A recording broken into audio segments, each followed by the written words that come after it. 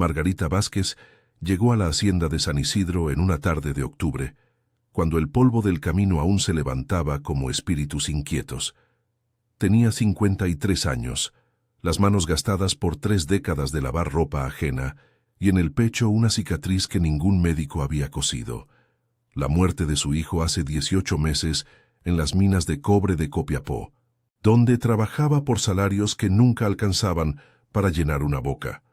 Su marido, Esteban, había muerto 10 años antes, un derrame en el campo, sin testigos. Ella lo encontró al atardecer, tendido entre las papas sin cosechar, con los ojos abiertos mirando al cielo como si esperara una respuesta que nunca llegó. Ahora, la vida le había ofrecido algo tan improbable que casi parecía una burla.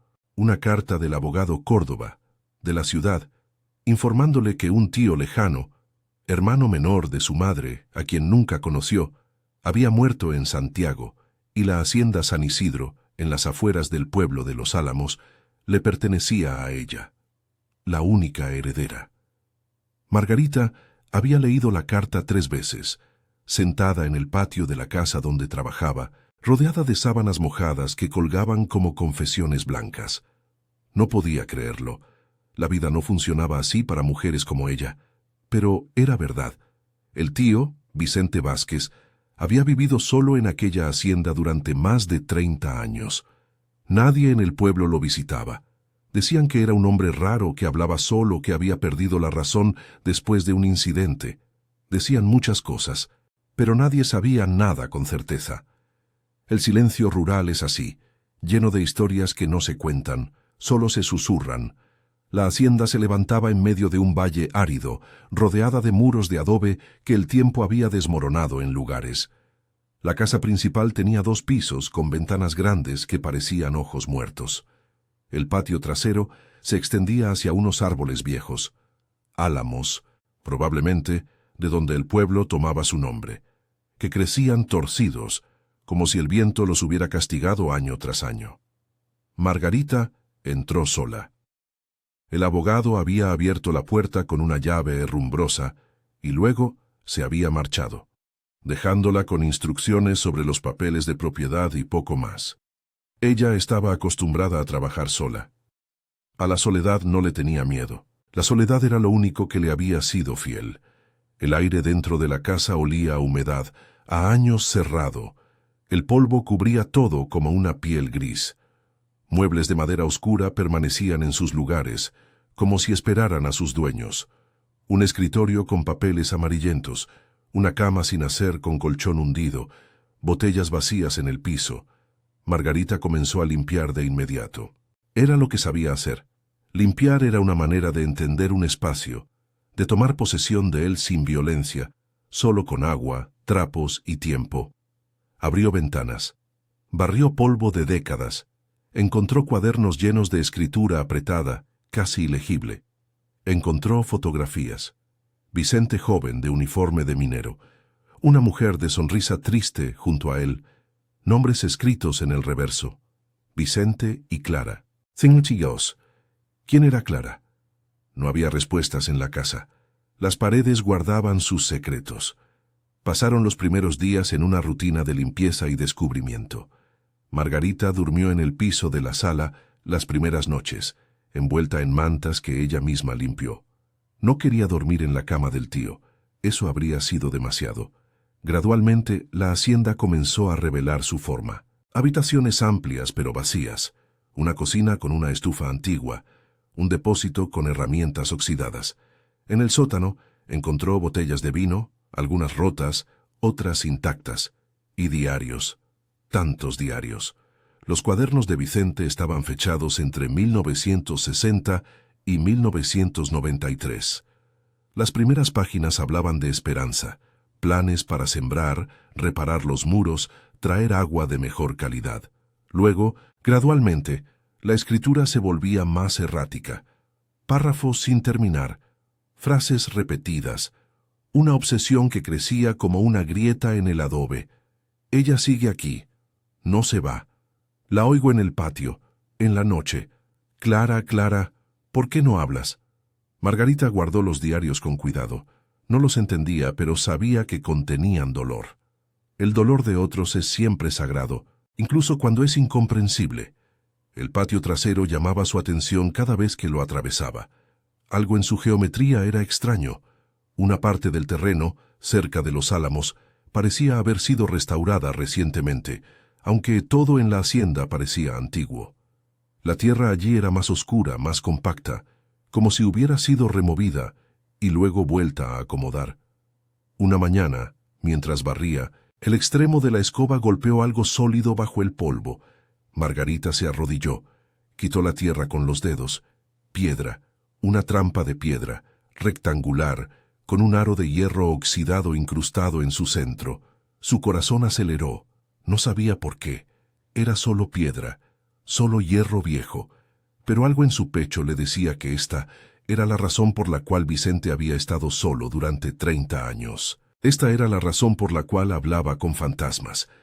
Margarita intentó levantarla con ambas manos. Pesaba. Mucho. Pero no era imposible.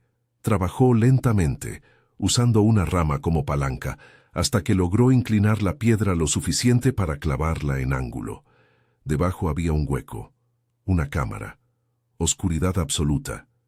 El olor que salió de ahí era a tierra mojada, a moho, a tiempo sepultado. Margarita retrocedió, se llevó una mano al pecho, respiró, esperó. El silencio del patio parecía haberse espesado, como si el aire mismo contuviera la respiración. Cuando recuperó el coraje, encendió una vela y se asomó al hueco. Lo que vio la hizo congelar.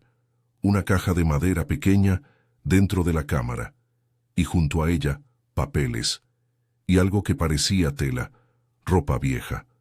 Margarita bajó lentamente. Sus dedos temblaban mientras sacaba la caja. Pesaba casi nada. Cuando la abrió, encontró una grabadora de casete antigua, de esas que los mineros llevaban a las galerías para marcar profundidades, para comunicarse, y un cuaderno, azul, con las iniciales CB escritas en la tapa. Margarita subió a la luz del día, se sentó bajo los álamos, el cuaderno en las manos, sin atreverse a abrirlo. No sabía leer bien, pero sabía leer. Su madre le había enseñado en secreto cuando su padre dormía. «Algún día necesitarás saber quién eres», le había susurrado. Abrió el cuaderno. La primera página estaba fechada, 14 de julio de 1960. «Mi nombre es Clara Victoria Morales. Tengo 23 años. Escribo esto en secreto, porque Vicente dice que no debo contarle a nadie. Dice que es por mi bien, pero yo sé que es por otra cosa, por la vergüenza, por lo que hicieron». Margarita leyó lentamente, palabra por palabra. Las páginas contaban una historia fragmentada, dolorosa. Clara había sido minera, una de las pocas mujeres que trabajaba en las galerías de cobre. Vicente también era minero. Se habían enamorado en la oscuridad bajo tierra, entre el sonido de picos y explosiones. «Vicente dice que nos casaremos. Dice que sacará toda el oro que pueda y compraremos tierra. Dice que tendremos hijos que no tendrán que bajar a la oscuridad. Dice que me ama. Yo le creo. Es tonto creerle». Pero las páginas posteriores no hablaban de boda, hablaban de miedo, de un patrón, de un ingeniero llamado Ramón Fuentes, que había llegado a la mina con dinero y poder, representando a los dueños de Santiago. «Ramón me ha estado siguiendo. Dice cosas. Dice que soy bonita, que debería trabajar en la oficina, no en la mina, que podría ser su compañera». Vicente se lo dije. Vicente se enojó. Dijo que no debería ir sola al trabajo. Dijo que tendría cuidado, pero ¿cuidado de qué? ¿De quién? Las últimas páginas estaban escritas con una letra diferente, más grande, más desesperada. No sé cuándo fue, no recuerdo bien. Estaba esperando a Vicente en el depósito de herramientas. Ramón apareció. Cerró la puerta. Yo grité. Él me metió tierra en la boca para que no gritara más. Dijo que nadie me creería, que yo era minera, que eso significaba que era una mujer fácil, que después de esto no querría volver, que me iría de la mina, que sería su secreto. Dijo que si hablaba haría que Vicente perdiera el trabajo, que me haría despedir, que me haría desaparecer. Margarita cerró el cuaderno. Le temblaban las manos. No necesitaba leer más para entender. Sabía cómo funcionaba el mundo. Sabía qué les pasaba a las mujeres. Sabía que las palabras de un ingeniero pesaban más que la verdad de una minera. Metió el cuaderno en su bolsillo. Bajó nuevamente al hueco bajo la trampa de piedra. Sacó la grabadora. Estaba tan vieja que casi se desmorona en sus manos. Pero cuando la levantó, algo dentro de ella se movió. Había un casete adentro. Margarita subió a la casa. Encontró en el escritorio del tío un reproductor de casetes antiguo, cubierto de polvo pero intacto. Lo limpió. Enchufó el cable a la única toma de corriente que funcionaba en la cocina. Insertó el casete en la ranura. Presionó play. Al principio, solo ruido, interferencia. Luego, una voz femenina. Joven. Aterrada. Mi nombre es Clara Victoria Morales. Esta grabación es mi testigo, es todo lo que tengo, mi voz. Porque nadie más me escuchará. Margarita se sentó en el piso de la cocina, en la oscuridad de la tarde que entraba por la ventana pequeña, y escuchó.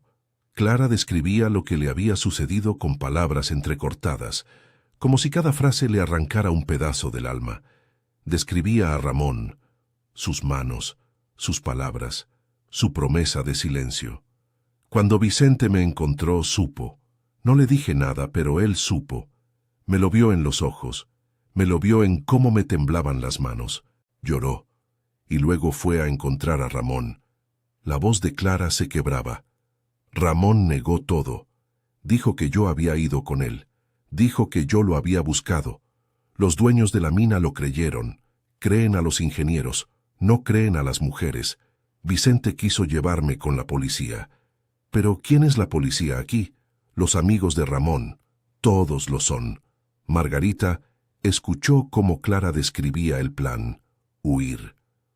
Vicente sabía de una hacienda abandonada en Los Álamos. Podrían empezar de nuevo. Casarse, esconderse, alejarse del mundo que los había dañado. Nos iremos en 3 días, decía Clara en la grabación. Vamos a ser felices. Vicente dice que seremos felices. Yo casi lo creo. Pero luego había un silencio largo. Interferencia. Y la voz de Clara regresaba, pero diferente. Más tranquila. Desesperada de otra manera. Esta es la última grabación. No quiero seguir. No quiero que cuando me encuentren, encuentren también esto. Pero necesito que alguien sepa. Necesito que la verdad exista en algún lugar, aunque sea en casete enterrado bajo tierra. Ramón vino a la mina ayer. Me buscó. Me encontró sola de nuevo. Me dijo que si me iba con Vicente, haría que ambos desapareciéramos. Dijo que tenía formas. Dijo que conocía gente. Vicente quiso confrontarlo, pero Ramón tenía pistola. Disparó en el aire, en la mina.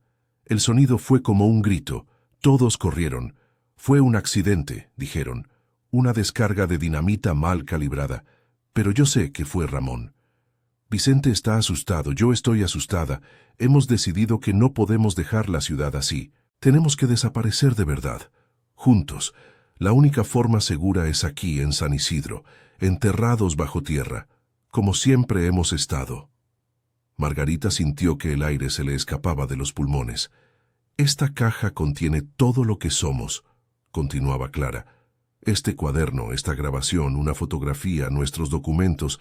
Queremos que alguien sepa que existimos aunque desaparezcamos, que fuimos personas, que fuimos amados, aunque solo nos hayamos amado nosotros mismos. Hubo un sonido en la grabación, una puerta abriéndose, la voz de un hombre, débil, cansado. Era Vicente. Vamos, amor, es hora. Luego el sonido de tierra cayendo, piedra siendo levantada. El casete continuaba grabando en la oscuridad. Se podía escuchar la tierra siendo puesta sobre la caja, compactada, martillada, y luego nada, solo silencio. El casete continuaba, pero había terminado. Todo había terminado. Margarita apagó la grabadora. Se quedó sentada en el piso de la cocina mientras la noche oscurecía la ventana y el mundo exterior desaparecía en la ignorancia. Había encontrado la trampa de piedra.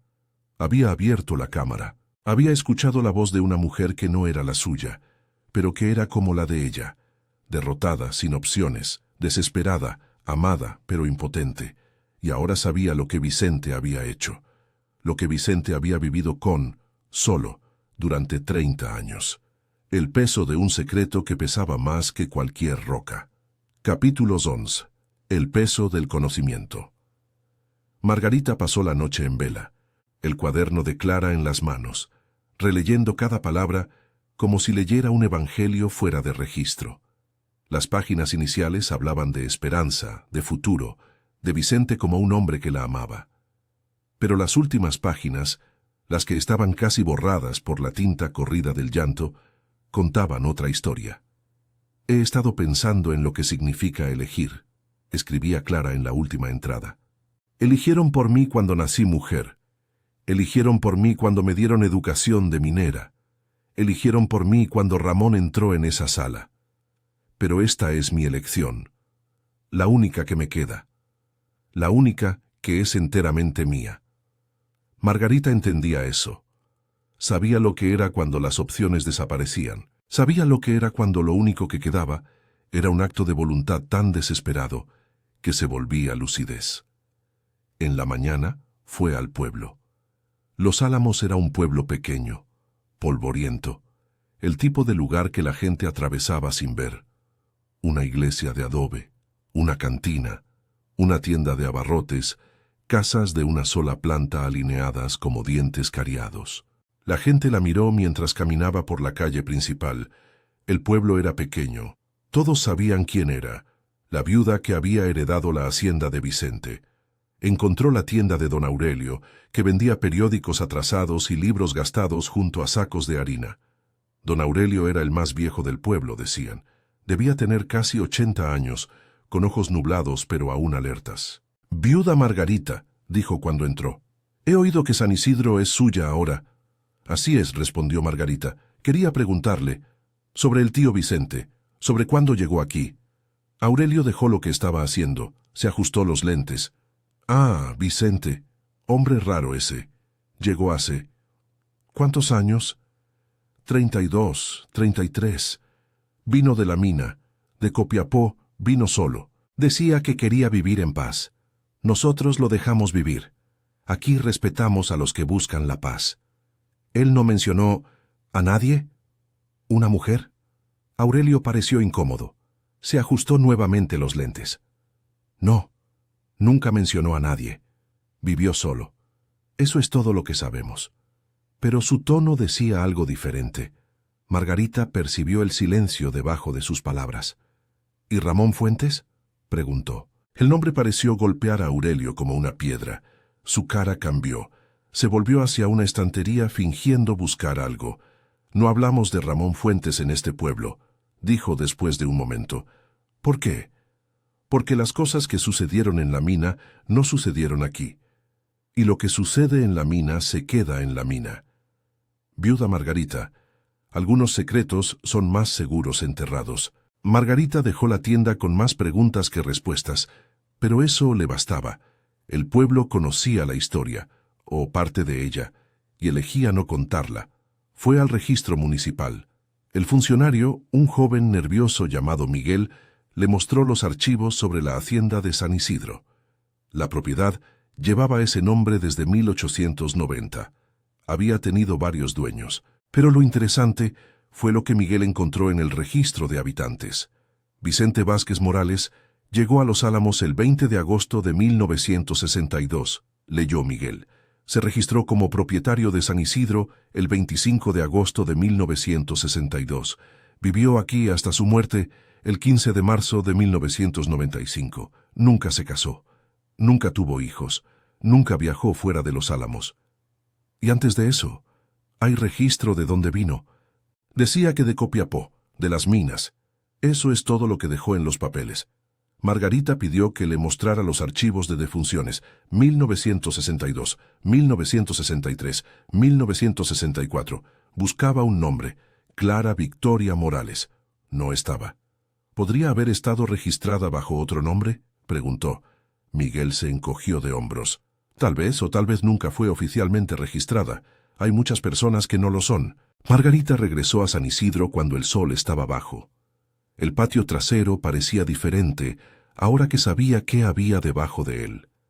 La tierra no era tierra, era tumba, era testigo, era secreto convertido en materia. Pasó los días siguientes explorando más profundamente los diarios de Vicente. La escritura posterior a 1962 era la de un hombre que vivía en dos tiempos. Uno presente, donde limpiaba la hacienda, reparaba muros y cultivaba papas. Otro pasado, donde revisitaba a Clara una y otra vez.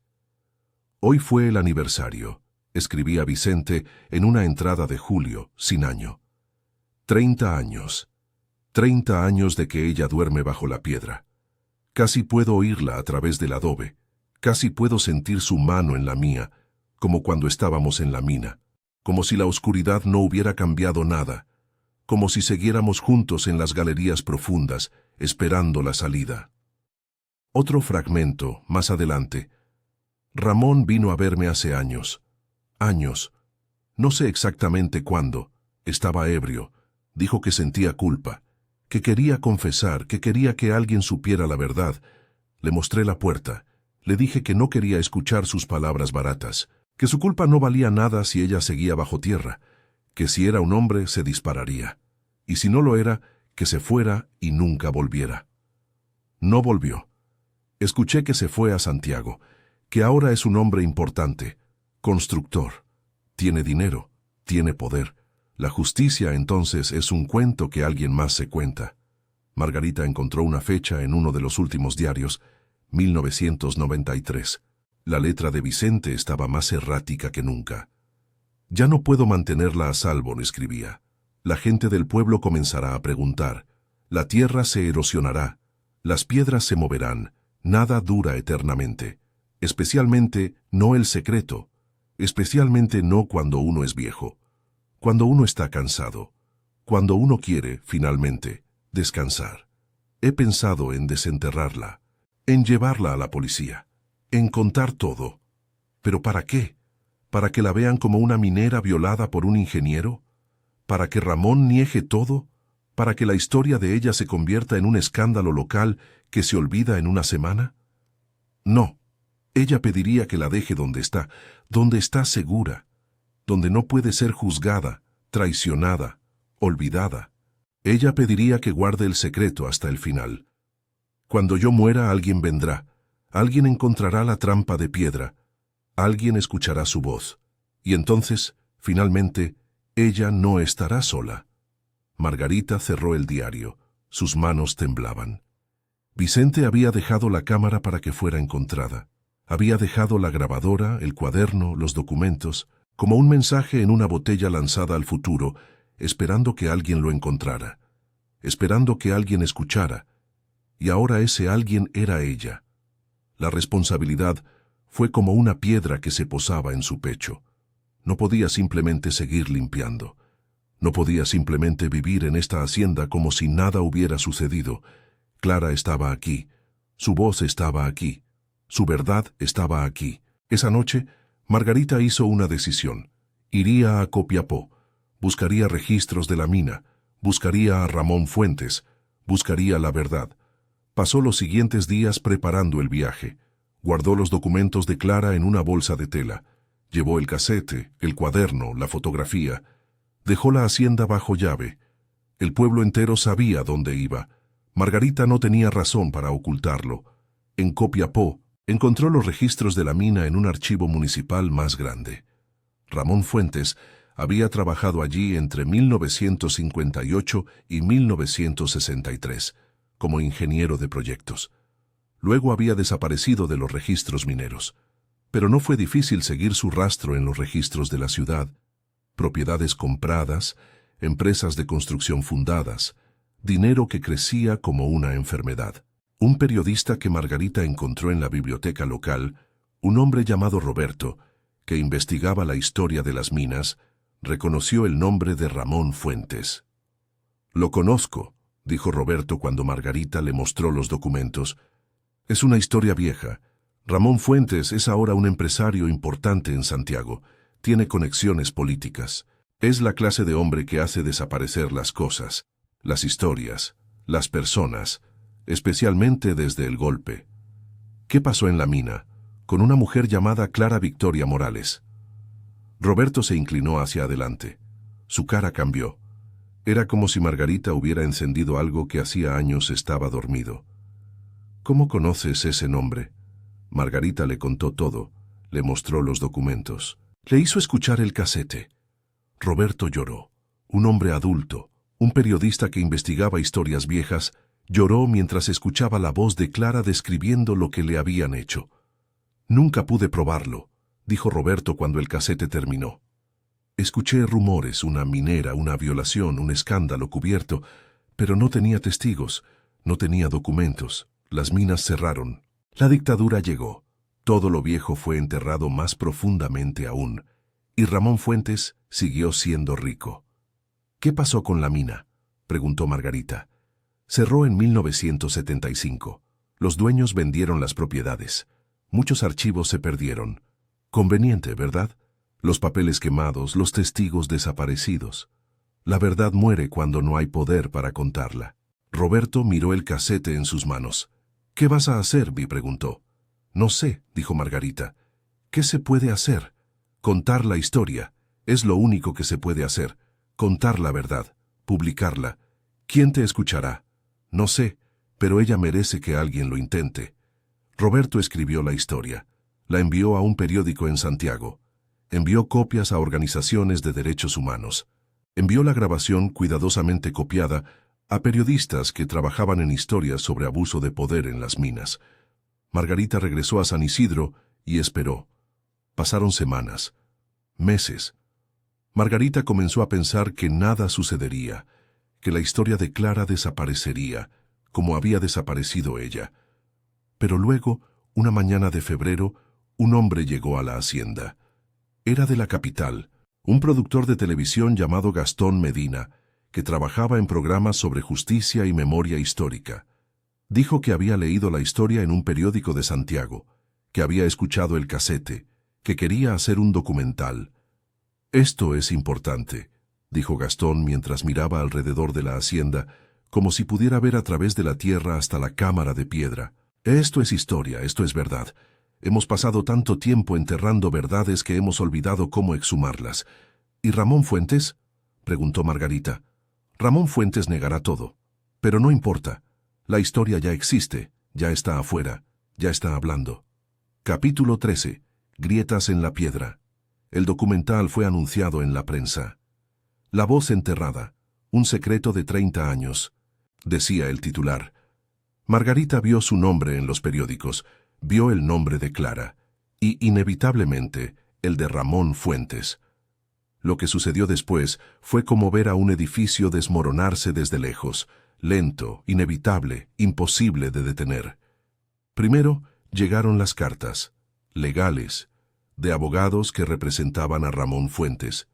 Decían que las acusaciones eran falsas, que Margarita estaba tergiversando registros históricos, que la grabación era un fraude, que Vicente Vázquez era un hombre mentalmente inestable que había fabricado una historia de culpa para justificar su aislamiento. Todos los registros de la mina muestran que no hubo incidentes con una tal Clara Victoria Morales, escribía el abogado. Su nombre no aparece en ningún registro oficial de empleados. No hay ningún informe de violencia. No hay ninguna evidencia más que las palabras de una mujer muerta grabadas por su supuesto compañero, quien puede haber inspirado o inventado la mayor parte de la narrativa. Margarita llevó las cartas a Roberto, el periodista. Es lo que hacen, dijo Roberto sin sorpresa. Atacan la evidencia. Atacan los testigos. Arguyen que la verdad no existe porque no fue registrada oficialmente, como si los poderosos no hubieran borrado los registros desde el principio. Pero luego llegó algo peor. Un grupo de hombres vino a la hacienda una noche. Margarita no estaba segura de quiénes eran. Podrían haber sido de Ramón Fuentes, podrían haber sido del pueblo, asustados por la atención. Podrían haber sido cualquiera. Echaron a la puerta abajo. Margarita estaba en la cocina cuando escuchó el ruido. Corrió al sótano. Se escondió entre los barriles de vino. Los hombres entraron, destrozaron cosas, buscaban algo, gritaban. ¿Dónde está el casete? ¿Dónde están los documentos? Margarita no respondió. Solo rezó. Rezó como lo hacía su madre. Rezó como Clara debe haber rezado cuando Ramón la encerraba en esa sala. Los hombres se fueron después de una hora, sin encontrar lo que buscaban, pero dejaron un mensaje, escrito con tinta roja en la pared de la cocina. Deja de cavar. Algunas cosas deben estar enterradas. Margarita se sentó en el piso, temblando. Llamó a Roberto. Roberto llamó a Gastón, el productor. Gastón fue a la policía. La policía vino, tomó notas y dijo que no había mucho que pudieran hacer sin identificar a los perpetradores. El pueblo rural era así, dijeron. Las cosas sucedían, la gente se arreglaba sus propios asuntos. Pero ahora había presión desde arriba también. Abogados de Ramón Fuentes contactaron a la televisión. Dijeron que pasarían a demanda si el documental salía al aire. Dijeron que era difamación, que Margarita era una anciana pobre que estaba siendo manipulada por activistas políticos, que Vicente Vázquez era un loco que había sepultado a su amante y luego se había vuelto loco por la culpa. La verdad fue transformada en narrativa. La narrativa fue transformada en debate. El debate fue transformado en una cuestión de poder.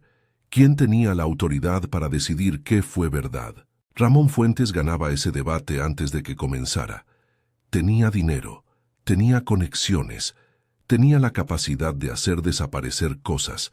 Margarita, por otro lado, solo tenía la voz de una mujer muerta. Pero esa voz comenzó a replicarse. Roberto publicó la historia nuevamente en un periódico alternativo. Gastón filtró clips del documental en redes sociales. Una organización de derechos humanos tomó el caso. Activistas llegaron a Los Álamos. Periódicos nacionales cubrieron la historia. ¿Quién fue Clara Victoria Morales?, preguntaba un titular. ¿El costo de guardar secretos?, preguntaba otro. La presión sobre Ramón Fuentes comenzó a crecer. Luego, una mañana, mientras Margarita estaba reparando el patio trasero, rellenando la cámara de piedra, como si quisiera volver a enterrar a Clara, recibió una visita inesperada. Era una mujer, mayor, con el cabello blanco, la cara cansada. Se paró en el umbral de la hacienda, sosteniendo una bolsa de tela, como si fuera una ofrenda. ¿Eres Margarita Vázquez?, preguntó. Soy viuda Margarita, respondió ella con cuidado. Mi nombre es Soledad Fuentes. Soy hermana de Ramón. El mundo pareció detenerse.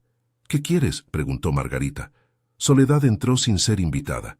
Se sentó en la sala, en una silla que Margarita había limpiado semanas antes. Abrió su bolsa. Contenía documentos, viejos, amarillentos. Mi hermano ha sido un hombre terrible, dijo Soledad. He guardado estos papeles durante 35 años. Son de la mina, registros que él guardó, informes de lo que sucedió. Yo era secretaria en la oficina de la mina. Vi estos documentos, vi lo que hizo, y nunca dije nada porque tenía miedo, porque dependía de mi hermano, porque era más fácil olvidar. Soledad puso un documento sobre la mesa. Era un informe oficial, del 15 de junio de 1960, sobre un incidente en el depósito de la mina. Una trabajadora violada. El atacante nunca identificado en el documento, pero había un nombre en la parte inferior, escrito a mano. Ramón Fuentes, autorizado. El director de la mina lo encubrió, dijo Soledad, porque Ramón era familia de los dueños, porque los dueños no querían escándalo. Así que lo negaron y mi hermano nunca fue castigado. Luego Soledad puso otro documento, un registro de empleados. Clara Victoria Morales, trabajadora de la mina, categoría extractor. Era una de las pocas mujeres que trabajaban bajo tierra, continuó Soledad. La mina oficialmente nunca reconoció que algo le sucedió, pero sucedió. Yo lo vi. Vi cómo cambió después. Vi cómo dejó de venir al trabajo. Escuché que se había ido con un minero. Escuché que se habían desaparecido juntos. Margarita miró los documentos. Sus manos temblaban. ¿Por qué vienes ahora?, preguntó. Porque soy vieja, dijo Soledad. Porque mi hermano es ahora un hombre poderoso que está usando esa misma mentira que los dueños de la mina usaron, que nada sucedió, que las mujeres mienten, que la verdad no importa si eres lo suficientemente rico para negarla. ¿Y por qué he guardado estos papeles durante 35 años, esperando un momento en el cual algo finalmente cambiara? Este es ese momento, continuó Soledad, cuando una viuda pobre encontró la verdad enterrada bajo piedra, cuando alguien, finalmente, le creyó a una mujer. Capítulo 4. La voz resurrecta. El documental salió al aire un martes por la noche. Margarita lo vio en un televisor prestado en la casa de Roberto, rodeada de varias personas del pueblo que habían venido a presenciar la historia. El documental comenzaba con imágenes de la hacienda de San Isidro, el patio trasero, los álamos retorciéndose en el viento, luego la trampa de piedra claramente visible bajo el polvo. La narración era la voz de Clara, la grabación de 1960, su relato de violencia, su descripción de Ramón, su decisión de desaparecer. Luego, la voz de Margarita, contando cómo había encontrado la cámara, cómo había abierto la trampa, cómo había escuchado la voz de una mujer que no era la suya, pero que era como la de ella. Luego, archivos del periodista Roberto sobre la historia de la mina, las políticas de cobertura, la cultura de silencio. Luego, los documentos de Soledad, el informe de 1960, el registro de empleados, y luego entrevistas, trabajadores antiguos de la mina que habían conocido a Clara, que habían visto a Ramón, que habían guardado sus historias durante décadas, esperando que alguien las escuchara. El pueblo de Los Álamos entero pareció contenerse la respiración durante esa hora de televisión. Cuando terminó, hubo un silencio profundo, el tipo de silencio que viene después de una verdad que no se puede negar. Roberto apagó el televisor. Ahora, dijo, algo tendrá que suceder. Lo que sucedió fue complicado. Ramón Fuentes fue entrevistado por Televisión Nacional. Negó todo. Dijo que la grabación era un fraude, que los documentos habían sido falsificados, que Margarita era una anciana de la que estaban aprovechándose los activistas políticos, que Vicente Vázquez era un loco que había cometido un crimen, no él. Pero la historia ya estaba en el mundo, y las historias, una vez liberadas, se propagan como el fuego.